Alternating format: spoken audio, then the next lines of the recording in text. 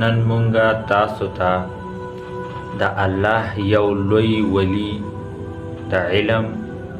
او د صداقت بحر حضرت شیخ عبدالقادر جیلانی رحمت الله علی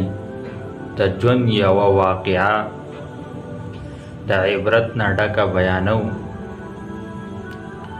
ویل کېږي چې کله حضرت شیخ وړوکی و، ماشوم و، نو خپلې مور ته ووی مورې زه بغداد ته علم حاصلولو دپاره ځمه، ته ما دپاره دعا وکړه.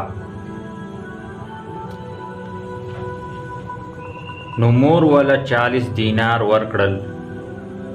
او ورته ووی بچیا